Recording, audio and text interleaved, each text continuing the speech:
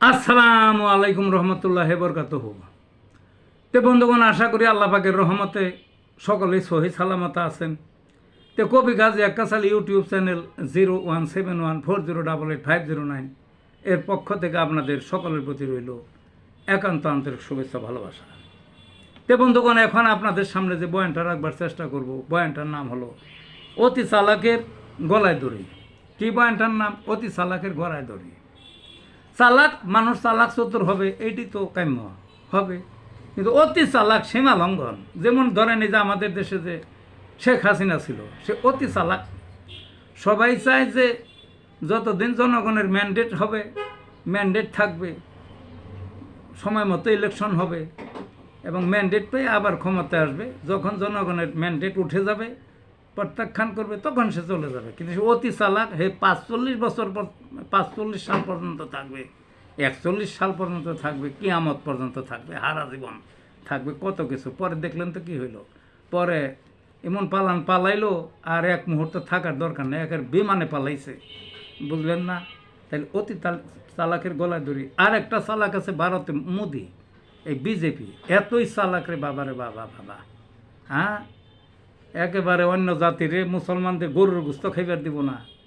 তারপরে এক দেশ এক ধর্ম নীতি, তারপরে ওই মসজিদ ভাঙ্গে, ওই সংখ্যালঘুদের বিশেষ করে মুসলমানদের মারাত্মক চাপের মধ্যে রাখে, মসজিদ ভাঙ্গে, বাড়িঘর জ্বালাইয়া দেয়, তারপরে ইত্যাদি ইত্যাদি।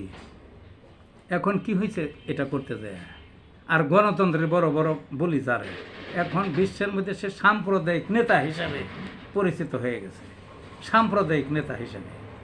আবার ওই উট কৌশল করবার যাইয়া ইলেকশন আইছে, এখন পাকিস্তানের উপরে দোষ চাপাইয়া একটা ছোট্ট মোট্ট যুদ্ধ করিয়া জয়লাভ করবার চাইছিল। ওই একটা পেহেলগামে একটা সাজাইয়া পাকিস্তানের উপরে দোষ দিল, কোনো প্রমাণ নাই, নাই কোনো তদন্ত নাই, দুনিয়ার কেউর কথা শুনলো না, পাকিস্তানকে আক্রমণ করিয়া বসছে। এমন চপে ঢাকাত খাইছে, পাকিস্তানের তো বিমান একটাও পড়া নাই, ওদের বিমান রাফায়েল সহ ধ্বংস হয়েছে 6টা বিমান।